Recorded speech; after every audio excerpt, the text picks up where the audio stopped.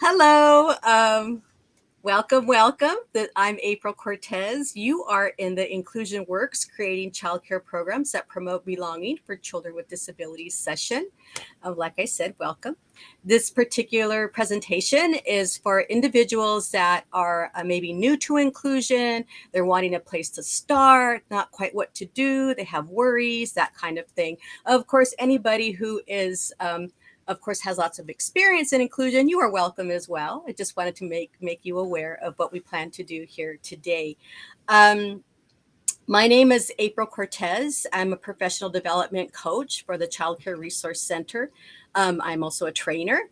I'm certified in the Beginning Together Inclusion Facilitator in the state of California. I'm also a certified zero to three growing brain certified trainer, as well as 0 to 3 faculty.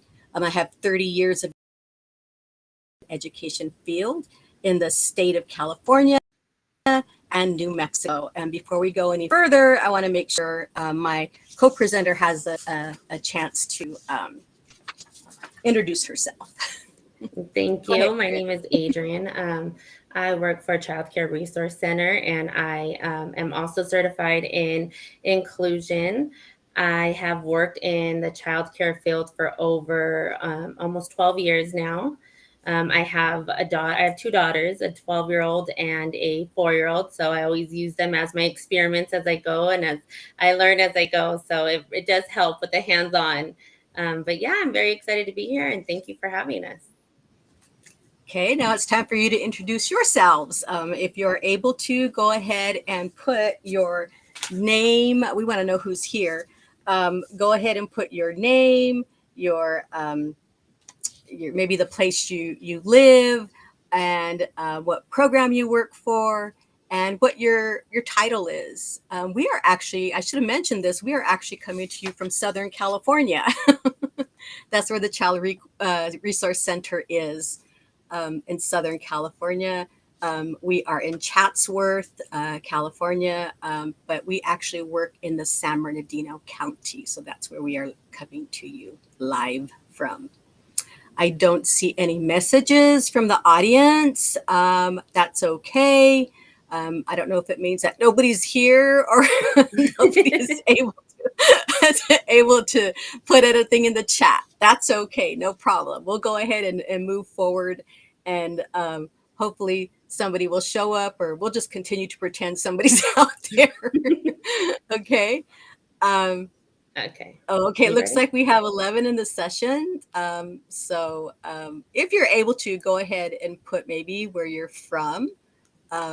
I just out of curiosity, because we're coming to you from Southern California, and I know the conference is more up north. We wish we could be there with you live, but you know how it is with finances, that kind of thing for agencies. The Map to Inclusion and Belonging website. This is going to be one of your greatest resources for those of you new to inclusion.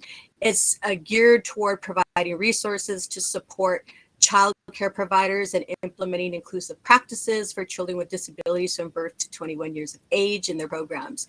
It provides comprehensive resources related to children with disabilities, useful to families and professionals. It actively seeks to meet the needs of all stakeholders. It welcomes suggestions, questions. Coordinator Cindy Erstein Kerslake also welcomes Dacia Rosas from Monterey County at the Early Learning Program. Thank you so much, Ms. Rosas, for being here with us today. Adrian, go ahead and move it forward to the next slide. So this is the actual website. This is the California Map to Inclusion and Belonging website. And like I mentioned before, this is probably going to be one of your greatest resources, especially if you're starting out. I also recommend you get on the mailing list. They have a great newsletter that they send out. I'm not really sure if it's monthly or bi-monthly. All I know is that when it shows up in my email, I'm excited because I see all kinds of great new resources and ideas that I can share with the teachers and educators that I coach. So this is a great website. We'll have that in the Padlet that we'll be talking about soon. Go ahead, Adrian. Next slide.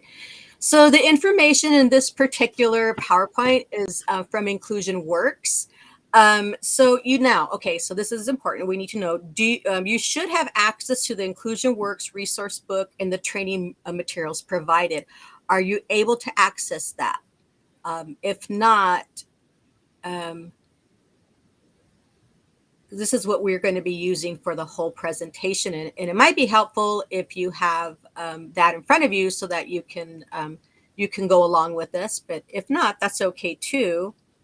Is anybody having problems accessing that particular resource book or the resources for this particular session?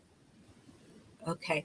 So if anybody is having difficulties accessing the resources, let us know, because these will actually be in the Padlet we're going to be sharing with you. We plan to do that at the end, but if people are having difficulty accessing the materials for this session, we want to go ahead and share that with you now so that you can use the materials as they come up in the presentation. Please let us know if that's a problem. I was just trying to access them now. Thank you, Tasha or Tazia. I know I'm saying your name wrong. I apologize. Tasia. It's a really pretty name. I will say that because this PowerPoint is from Inclusion Works, it is focused on defining inclusive practices, describing collaboration, and sharing practical strategies, which is the best part of the presentation, of course. It's intended for use in childcare settings for children birth through age 12. The resources included in the appendices as well as web links are on the Map to Inclusion Belonging website, the one that I just mentioned earlier. This particular resource book has recently been updated to a second edition. So if you have the first one, guess what? There's a second edition. Oh, thank you, Tasia. Okay, think Fantasia without the fan. Okay, Tasia Rosas. Thank you, Tasia. That's a pretty name. Thank you so much. I'm hoping you're able to access the resource book, Tasia. Let us know if you're unable to do that so that we can share a Padlet with you if needed. Okay, Adrian. So the chapters in this Inclusion Works resource book, the information or resources provided in the resource book are designed to support efforts to make early learning and care programs accessible and inclusive, of course. It starts out with chapter 1, Understanding Inclusion, and it says on here, important to read, and there's a reason for that. A lot of times you kind of skip over and try and get to the good stuff, but really the chapter 1 provides that foundation for the rest of the book. So you'll want to make sure that you read chapter 1. Okay, I think, let's see, I'm trying to look on here. Oh, good. Oh, good. She has the book downloaded and printed already. Please share the Padlet. Okay. We're able to do that. I don't know, Adrian, are you able to maybe send that to to Jenna? Maybe she can. Yes, I don't know. I will work on that really quick. Awesome. Okay, so I'll go ahead and continue here. So chapter 2, oops. Okay, I don't want to move it. Just kidding. I don't want to move nothing. Oopsie. Yeah, we'll send it after. Oh yeah, we'll do that afterwards. You will get it for sure, Tazia. So the second chapter is including children with disabilities or other special needs. There's a rationale in it. Chapter 3 is comparing inclusive childcare and quality childcare settings.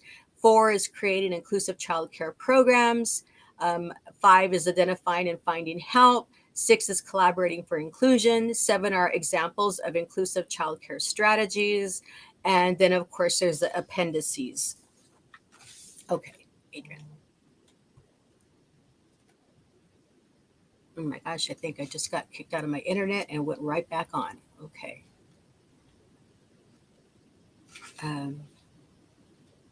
Chapter 1 highlights. Okay, sorry about that. So again, chapter 1 provides that foundation for the rest of the book. Understanding inclusion, it sets the tone of the book. It includes definitions of terms. I also want to let you know that I put in the Padlet a handout on acronyms that are used in special ed. I thought that might be appropriate. That might be really helpful as well. in case they come up during an IEP or that kind of thing. They're great for that. This new edition also references the Division for Early Childhood, the National Association for the Education of Young Children, their Inclusion Joint Position Statement. It talks about 3 principles of early childhood inclusion to be utilized. Okay, sorry about that. To be utilized collectively in identifying high quality early childhood program services. And those 3 key areas are access, participation, and support. You hear a lot about that in inclusion and working with children with disabilities, that sort of thing. We'll go a little bit deeper into that right now for the next slide. So those key elements or key principles. So for access, the Universal Design for Learning principles and practices are, they help to ensure that every young child has access to learning environments, to typical home or educational routines and activities, and to the general education curriculum. Participation, depending on the individual needs and priorities of young children and families. Implementing inclusion involves consideration of a range of approaches, anything from embedded instruction and routines-based teaching to more explicit interventions such as scaffolding, learning, and participation for all children. So for supports, there should be a well-planned infrastructure in place, should be systems level. Supports to back up and support the efforts of individuals and organizations that are providing inclusive services to children and families. And individuals and the organizations need to be aware of the systems of support available to them. Because I can't tell you the number of times I have worked with educators who tell me when I ask them about a process, they say, I don't know. I don't know if we have one. So that tells me that they're unfamiliar that there's one that even exists, because I do work with districts, so I know they have something in place. So it's really important for educators to be aware of those supports that are there for them. Okay, Adrian. So the belonging is strengthened and enhanced through those 3 elements of access, participation, and support. This is a checklist. This is a great little tool for self-assessment based on the 3 elements of access, participation, and supports. You can use it to assess your program's inclusive practices for young children. The indicators will help you think about and plan for ways to promote authentic belonging in your setting. So think about or discuss with your teaching team as you consider each step. It's divided up into the 3 key principles of access, participation, and supports. And you will find this in the resources for this session, which is also in the Padlet. It's also in the resources as well. Okay. So chapter 2 is a rationale.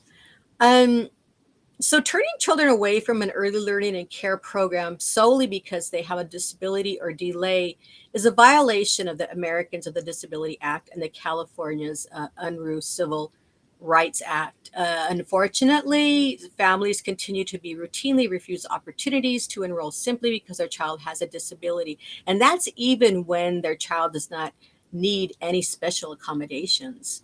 All children and families want to be accepted and included in their communities, regardless of ability. They want to truly belong.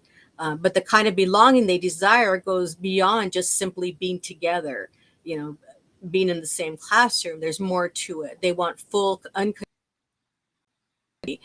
Norman Cook is actually a great and authentic belonging. Unfortunately, we didn't add a video to our presentation because, as you can probably might be able to tell, we're having a little difficulty with our internet systems where we're from, unfortunately. But you can look up his name, Norman Kunc, K-U-N-C. He's really awesome. You can find that in YouTube. Or maybe we can even upload it to the Padlet later on. So benefits happen for all. In fact, the policy statement on inclusion of children with disabilities in early childhood programs, there's a scientific base for the benefits of inclusion. It's laid out with several references that speak to the actual research. So not only do children with all types of disabilities benefit and thrive in inclusive settings, There are some studies that have shown that children of settings make greater gains than similar children in separate special education classrooms.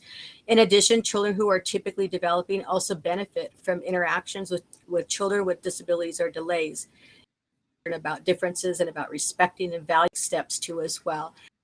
I totally have seen this in action. My nephew was diagnosed with ASD when he was 3, and he went to kindergarten last year, and I was really worried because she said that he was actually going to classroom with 3 other children who also had varying ASD as well, and it was going to be in an inclusive classroom.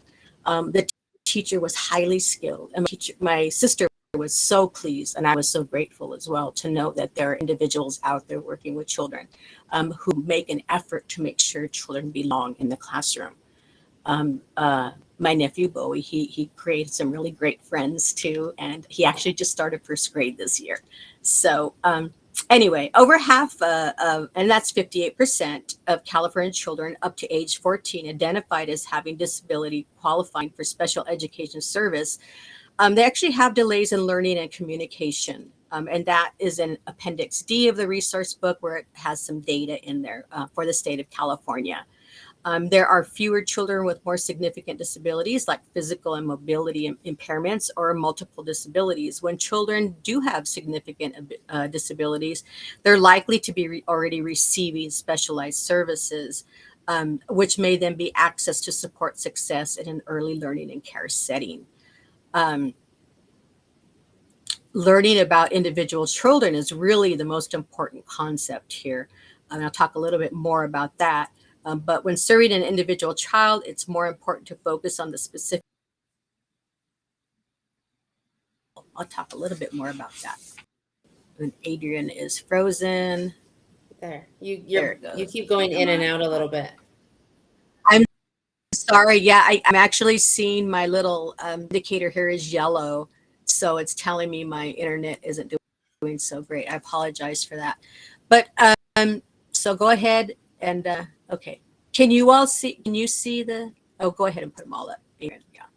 So fear is actually the biggest barrier here. Not fear of the child, but fear for the child. And I get this because I remember I was like for a long time. I was like, am I going to do things right? Am I going to mess up? Am I going to, cause trauma for the child?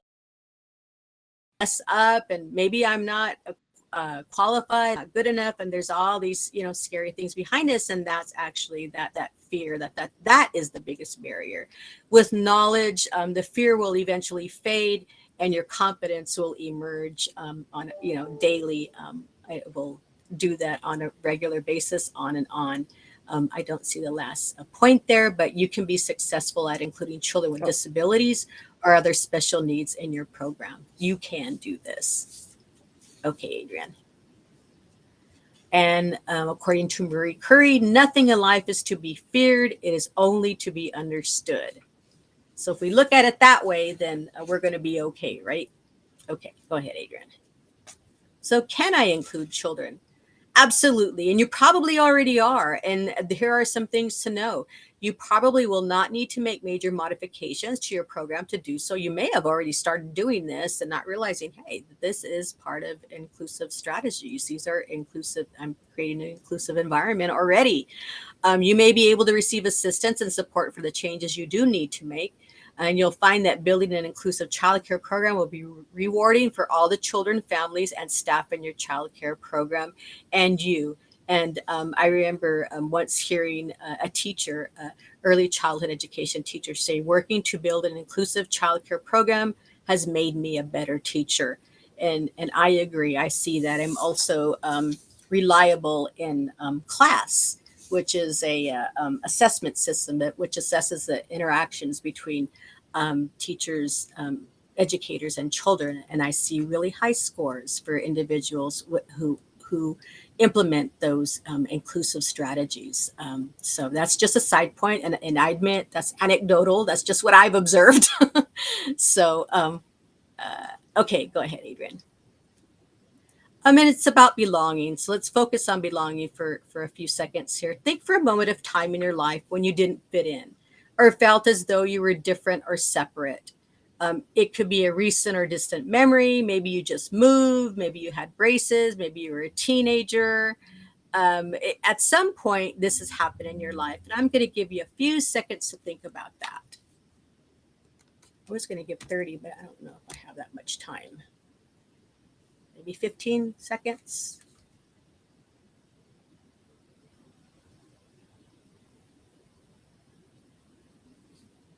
Can we go to the next one, April? Yeah. Let me put them all out. Okay. Gosh, I had my timer on 30 minutes. So for this period in your life, think about what feelings did you experience during this time? Did anything happen that made you either fit in or become comfortable with your uniqueness or your differentness? What did others do to support you during this time? Or what do you wish people had done? Um, and you can, if you're comfortable, go ahead and because I know this is kind of a hard subject to remember or to have those bad memories and stuff. But if you feel comfortable answering one of the questions, go ahead and input that into the chat.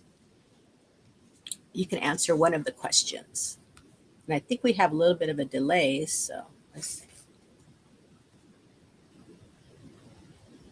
I don't see any comments, so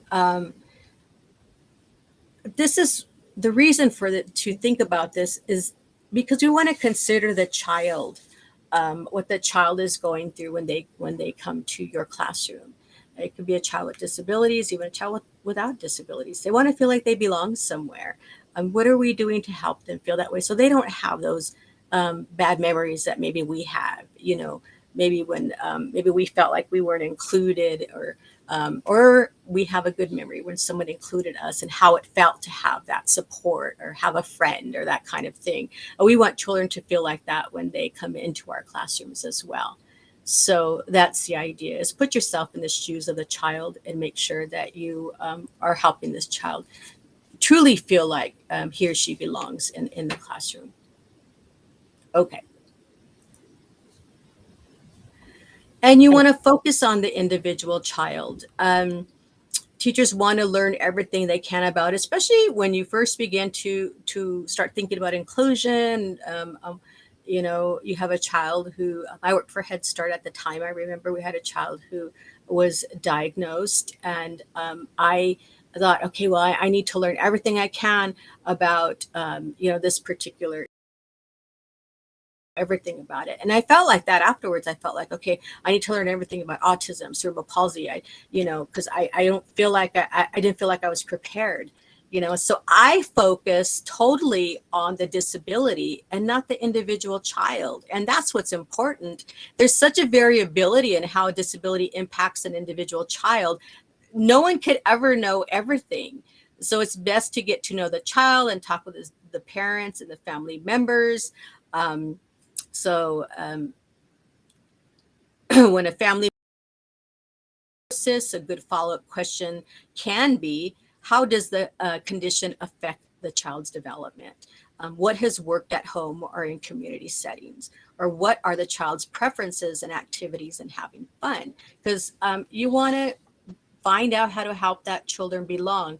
You really don't need to know specifics about a particular disability because, again, there's such variation in how children are being treated or how they're the plans that are in place with an IEP or IFSP. You can't know possibly everything. So get to know that particular child. That's what's important. Okay. Okay, so now we're going to look at Chapter 3 highlights. In Chapter 3, it compares inclusive childcare and quality childcare. So it really goes in deep about the difference of those. It also looks at the quality is the foundations of providing inclusive care. Programs can promote their inclusive practice. So again, you want to make sure that when you are in doing that inclusive practice, we're letting parents know, hey, we want to make sure every child is seen as their selves. Every child is seen as a person, and that we're all welcomed in our classroom. So going over that, promoting inclusive practice. And it also talks about, in the new revised edition, universal design.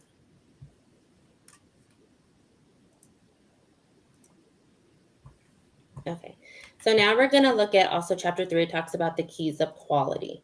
So I will give you a minute or two just to read over the keys to quality. And if you can, maybe just highlight or, put in the chat box something that just stands out to you. Or if you want, you can unmute yourself. Just jot down something that stands out to you in this section. Is there anything that stands out? Anything that you want to highlight? In that section, some of my takeaways, I do like how it talks about, in a high quality program, teachers engage children with learning strategies that are tailored to the age of the child and use appropriate curriculums to structure the learning experiences. So I really like that, right? Because again, keys to quality is that teacher is going above and beyond to making sure that child, that individual is seen in that classroom and things are tailored to them, right? So we're not giving them something that's too hard for them or something that's too easy. It's geared specifically towards them. So again, this is also in the book. It's very good to go back and, look over this just to see the quality of a quality childcare. Next chapter 3 talks about for children with disabilities and their key indicators. It talks about a positive and healthy learning environment. So what that looks like to a child, what a positive and a healthy learning environment is. The right number and mix of children and adults. So it goes over ratios, what that looks like. Trained and supported personnel. So again, you're not going to want to put someone that's brand new on their first day in a classroom all by themselves with new kiddos, right? It talks about what that looks like as trained, supported personnel and how it should be in the classroom. A developmental focus on the child, and also how parents should be treated as partners, because again, parents are their first caregivers, right? So the parents know the ins and outs. The parents know how to gauge that child, maybe if the child is upset, or how to bring that child back down. So again, reaching out to those parents to get that support so we can, again, help their child as best as we need and keeping them as partners in our class.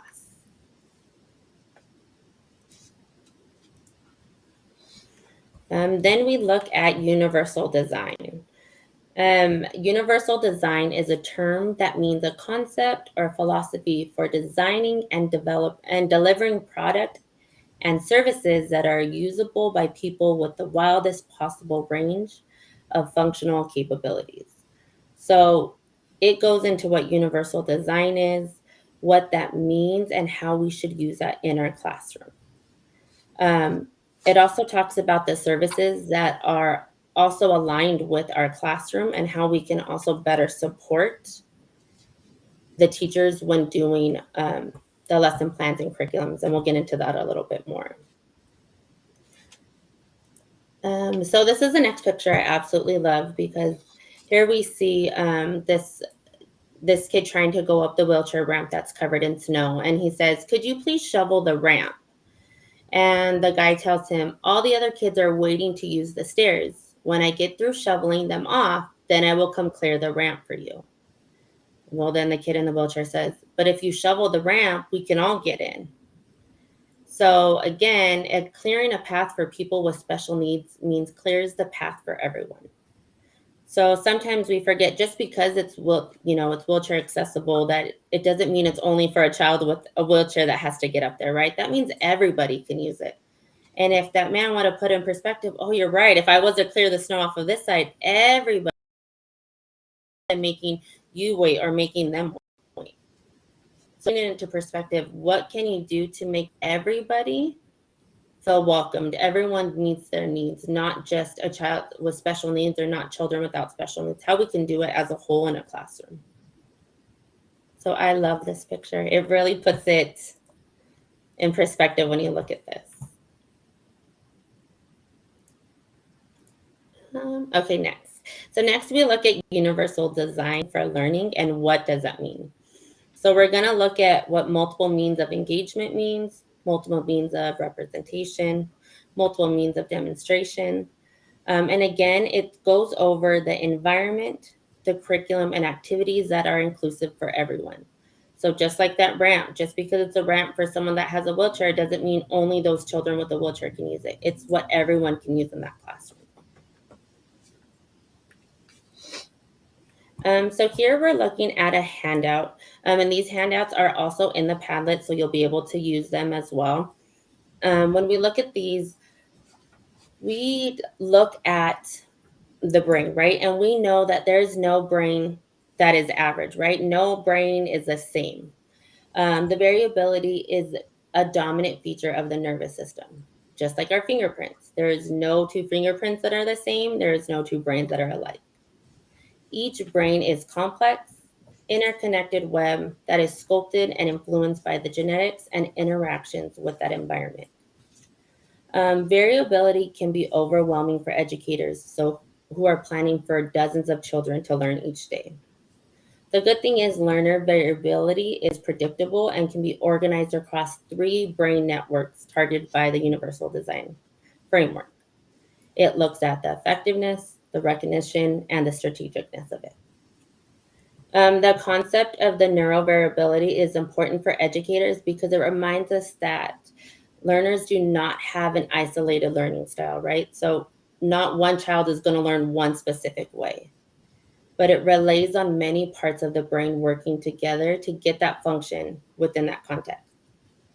So when we look at the green part, that is the engagement. The engagement is the way we learn, which aligns with the affective networks. So that looks at the interests, the efforts, the persistence, and the self-regulation. When we look at the purple part, that talks about the representation. That is the what of the learning, which aligns with the recognition networks. That's the perception, the language and symbols, and the comprehension. And the last one is the actions and expression. So again, that is the how of the learning, which aligns with the strategic networks and the physical action, expression, and communication, and the executive function. So again, not every child is going to learn one specific way. Not maybe every 2 children are going to learn this specific way. So knowing how to use this when creating a lesson plans or creating activities, we're going to be able to learn how to target all of the children and making sure they're all included when we're doing an activity.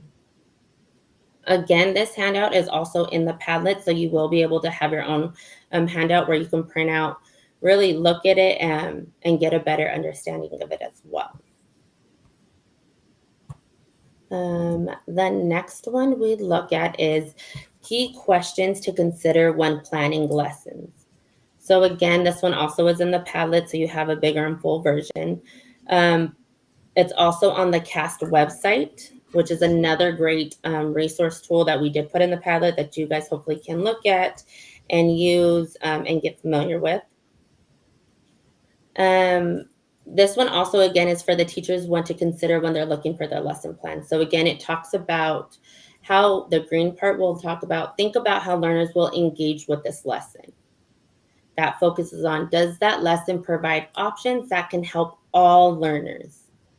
So when you're doing a lesson, you're going to say, is everybody able to regulate their own learning?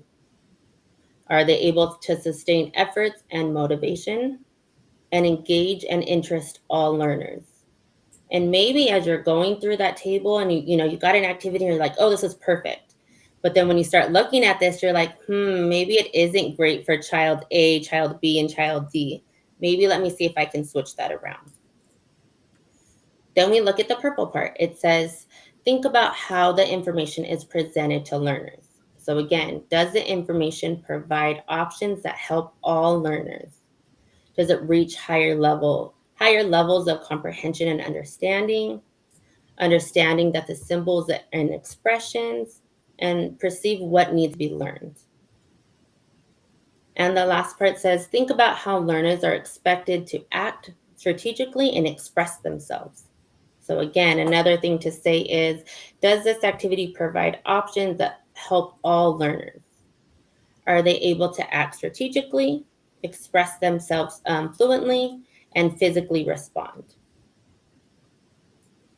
So again, it's another great handout and definitely something to think about.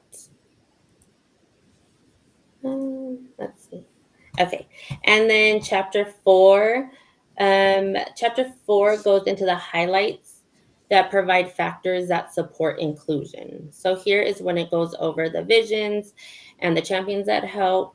It talks about the success that happens child by child and day by day, right? Because we all know if we want something to succeed, it's not going to happen overnight, and not every child is going to get it right away. So again, how it breaks it down, child by child and day by day. Then it introduces common modifications, adaptations, and support. We'll also go into this later as well.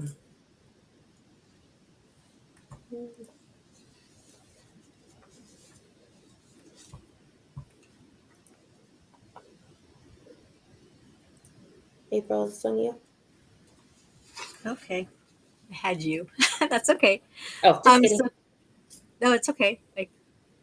So creating a culture of inclusion and belonging, you want to start with the assumption that all children are competent.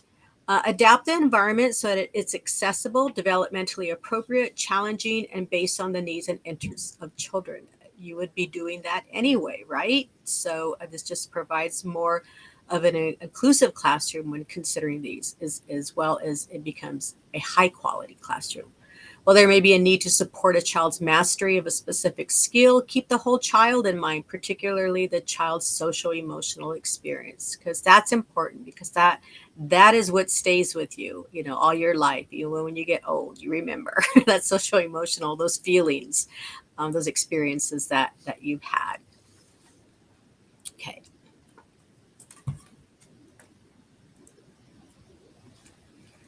So questions to ask as you make modifications. Effective inclusive programs begin with high quality, developmentally appropriate foundations. So ask yourself the questions here on the slide. Does the child have an opportunity to be in control of the learning experience? Is there a balance between adult initiated learning and child initiated learning? Can the child make choices while learning the skill? Is the child able to initiate his or her own efforts to practice a skill with support given by the child care provider? Is the child initiating and participating in activities with their peers?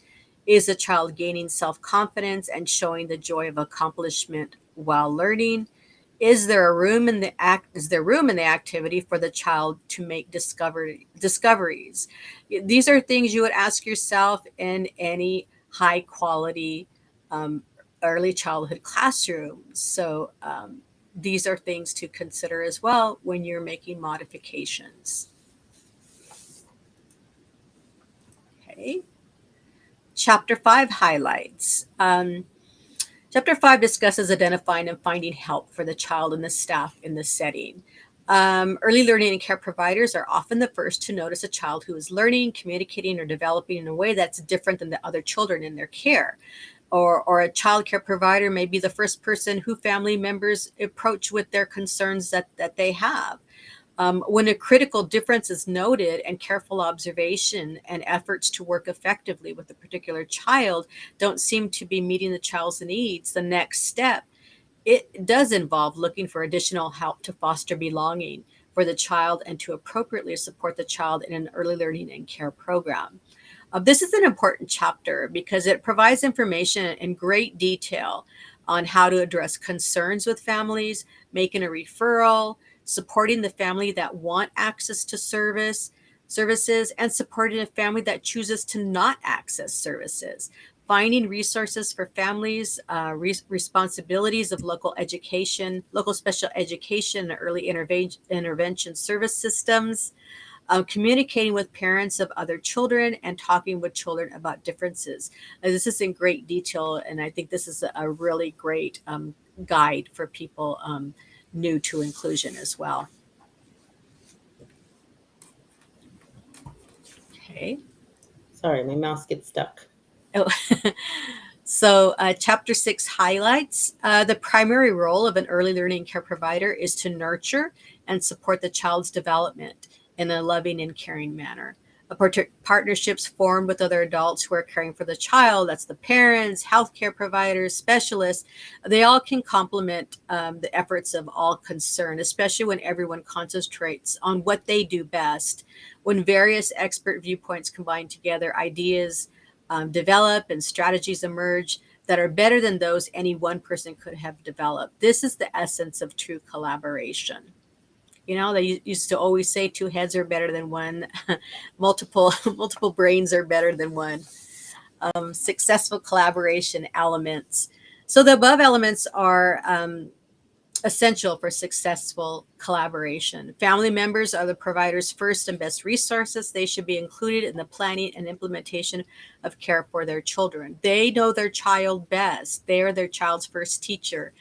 So they're going to know the child, so they need to be involved in it. Two, planned meetings and informal conversations are arranged with everyone involved in a child's development. The commitment to collaboration includes an understanding that making the time to plan, interact, communicate, and evaluate will actually save time in the long run. So everybody's busy. We know that. Families are busy. We're busy with our jobs. We're all trying to keep it together. But having that commitment to collaboration that will benefit the child, making that time for it and being present is important for that particular child, for the benefit of that child and that family. All early learning and care providers need to be actively involved in developing the inclusive program and feel a personal interest in the success of that program. If teachers support inclusive practices, but the program administrators don't, I mean, everything that you do, all your valiant efforts are not likely to be successful without that support of administration involved. If a child is eligible for specialized services, an early learning and care provider can and should participate in an IFSP or IEP meeting. And in the planning and delivery of services, if a parent requests the provider's participation. Additional suggestions for ways to access and utilize specialists are included in Chapter 5, identifying concerns and finding help.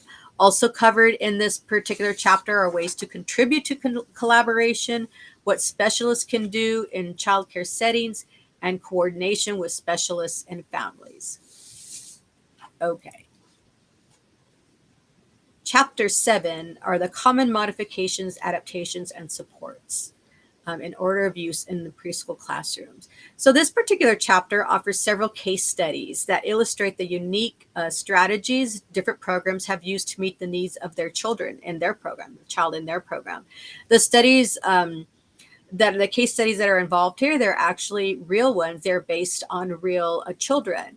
Of course, names have been changed and all that.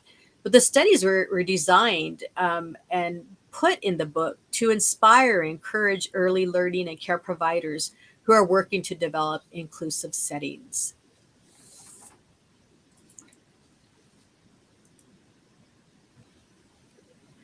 The appendices highlights. The appendices that are involved, Appendix A is the laws that apply, federal and California laws that I mentioned at the beginning. They'll go into greater detail.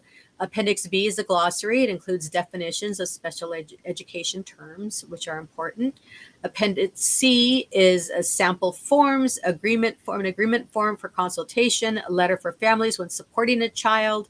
Appendix D is enrollment in special education. And then, of course, there are the December 2019 California data, in case that's stuff that you are interested in. It is involved. Now, for the best part of this particular session, I feel Adrian is going to give you some sampling and examples of what are being done in classrooms. Perfect. Okay, so if you're following along in the book, you can go back to Chapter 3. This is where it covers the modifications, and then again Chapter 7, like April said, that shows the actual examples of in classrooms and the real stories, again, that they changed their names, but it goes more in depth. So the first one we're looking at is the environmental support. This is the altering the physical and social and temporal environment to promote participation, engagement, and learning. So first we have individual workspace. So this, you can give the child trays, you can give them a spot for them, a defined area for them to use, so children are better able to focus more likely on what's in front of them and where to also, put their hands at. You might have some children who, might take some other things from people or have a hard time with focusing on what's in front of them. So giving that designated workspace. Next would be arranging small groups for activities. This happens, teaching happens best, of course, when it is in smaller groups. But we know that's not always possible, or it's not just accessible at all times. So again, knowing your age groups or knowing the children in your classroom will better help, because you might have someone who is a leader. You might have someone who loves to help and support their friends. So again, knowing which children might need it and putting them in those groups. So that way, they're able to help their friends if needed and giving that extra support. And the next one is allow free flow between group activities. So this gives a way for a child who needs extra time to have it. A child who finishes quickly can move on. So sometimes we see in a classroom there is an activity going on and nobody can get up until everybody is done, and then we move to the next activity. But sometimes when we do that, we might have a kid or two who it loves to take their time. They like to put it exactly in a row. It has to be straight and it has to be perfect just for them, which is completely fine. But rather than giving that child that stress or that anxiety that they have to finish because everyone else is finished, allowing that free flow helps them know, okay, everyone else can go play, or, they're done, they can go play and I can join them after. So that way they know I don't have to hurry up and rush or just stop because my friends are done. Allowing that free range. Next, we go to materials adaptations. This is modifying materials to promote independence. So stabilizing materials. We can put tape on paper and tape it to the wall, tape it to the table, whatever is needed to better support that child with holding that paper down for them will give them that extra support. We also have the clips as well. So if they're doing manipulatives or small toys and they're trying to line them up or match them, but they just can't get it, giving them that support with those extra clips to hold their papers down will help them as well. Next, we have modifying materials. So you can use tape or foam and put them on the bottom of the pencils to make it easier for those children who might have a trouble with grasping. And the next one would be to get the plastic slips and putting like a cardstock paper or heavy paper in there to hold that paper for them. So that way they're able to hold that the sleeve easier than a paper. And next, we have adapt materials for sensory differences. So we might have a child in a classroom who does not like the feel of the pom-pom balls, or who does not like to mix paint. They don't like that texture on their hands. Instead of excluding them from that activity, we want to make sure we're able to adapt it. So putting it around tape so where they can still touch it, they can still feel it, but they're not getting dirty. Or we might have a child in our classroom who has a hard time with vision. Instead of, again, excluding them from an activity, giving them something with that textile feel, letting them feel what that ball feels like, talking to them through what they're touching. So that way they're still part of that activity and they're still getting that involvement. Next, we have activity simplification. So simplifying a complicated task by breaking it into smaller parts or reducing the number of steps. So breaking a task into smaller parts. So we might have a child who, we might have a teacher who could say, okay, I need you to pick up the Play-Doh, put the Play-Doh down, open it, and grab your favorite color. Well, that child is processing it way too much and it's too hard for them to understand. So maybe handing that child that Play-Doh, asking them, which Play-Doh do you want? Letting them pick it and then telling them that next step. Or we might have to give them a sequence card. Giving them that sequence card, they're able to see what comes next. So it gives them that better understanding, that visual. Change or reduce the number of steps. So again, maybe we are doing, we're playing in the house area and it is time to clean up. And you know, there's a few children who have a hard time with putting the toys back where they got them. So one way you could do that is instead of saying, okay, go find the toys that match the basket, right? Sometimes that's a little bit hard for them too. Well, we can get a basket and put the bread in the basket and say, okay, this is a basket for the food. Can we all put the food in the basket? That way they have a visual that goes along with it. You're able to support them. And the next one is after breaking down a task, have a child do that last step. So again, if that child is, you're telling them what to do, they might still have a hard time doing it, but you still want them to be included. Have them do maybe that last step. So for lunchtime or snack time, you have that child pick up their plates, push in their chairs, pick up their plates and go dump it in the containers. Well, that might be too much for them. So maybe you can have that child pick up that plate and go help them go dump that plate. That way, again, they're still included, they're still doing that activity, but we're working at their pace. We're giving them that extra support that's needed. The next one is child preference. So capitalizing on a child's favorite activity. So allowed preferred toys or photos if needed. So we might have a child who loves to do puzzles, and we want to make sure we're supporting them, but they don't want to come to the group where we're at. Maybe we can get that puzzle and bring it closer to that group so they're able to experience still the group setting, but still able to play with their toy. And hopefully, gradually, we can start getting them to play with the group. The next one would be the photos. I love photo walls. I encourage all of my teachers to have photos in their classrooms because, again, it gives that child that safe space to where if they're ever sad or if they're ever, they just want to see a familiar face, they have that wall to go to. They know where their family's pictures are at. They can get that extra visual support to maybe help them keep going in their day. Next, we have incorporate a favorite or preferred item to play with. So again, if they love dinosaurs and they just don't want to come and count bears, maybe you want to add dinosaurs to counting. Have them count something that they want to count. And maybe you're lining up tallest to smallest and they don't want to use cars and they love dinosaurs, add dinosaurs to your settings. Get them to be involved, especially with something they like. Assign a favorite person or less preferred activities. So again, if you know a child wants to play but is having a hard time because they know that teacher is just not the one that they cling to the most, getting them to incorporate in those groups while that teacher is there. Or also maybe have them sitting next to their favorite peer or teacher or whoever it may be, and getting them to feel more comfortable as they start exploring those other options in the classroom, making them feel more comfortable. Special equipment, so using adaptive devices to facilitate the participation. So ensure stable seating. So if a child likes to sit at the table and they have a hard time, giving them that extra support with their armrest. Or if there's a child that does not hit the floor, giving them that extra support with their feet, putting something under for them to feel comfortable.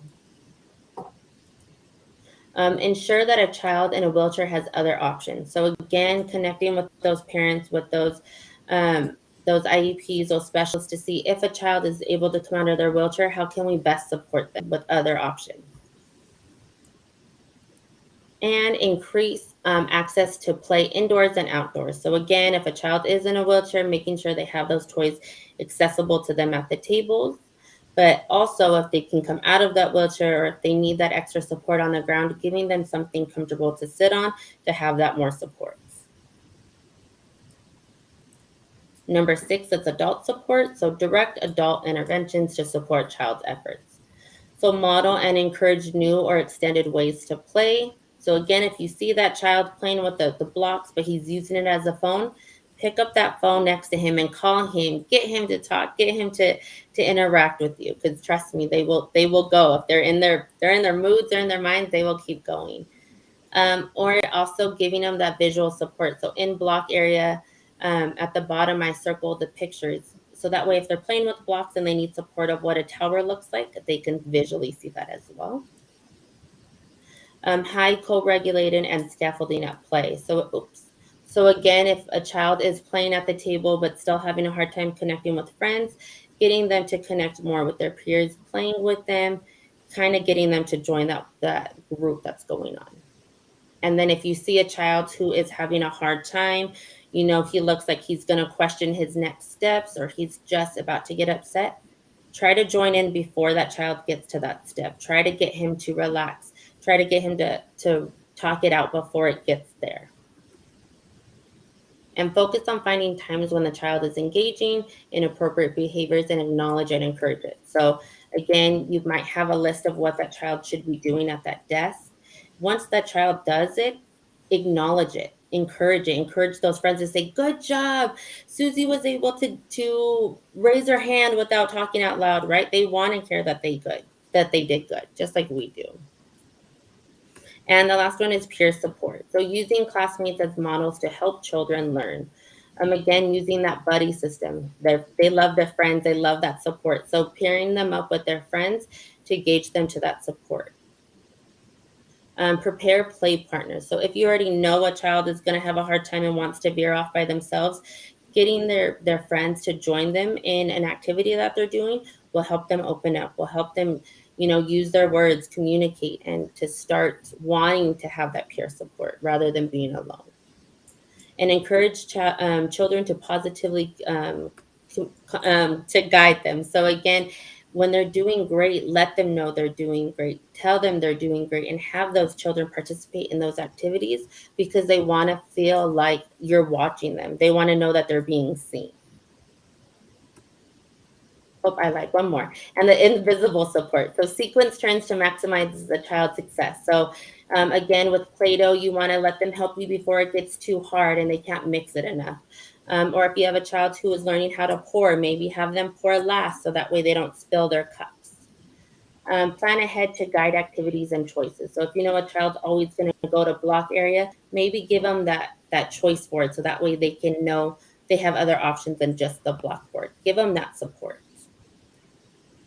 Also, that last activity is also in our Padlet, and I wanted to hurry up so we don't run out of time, and I wanted to say thank you. We did add the Padlet again for resources. Everything is in there, and if you ever want to add anything, you guys are more than welcome to approve it so that way everyone's able to see the resources. Thank you again for joining. Have a good one. Thank you so much.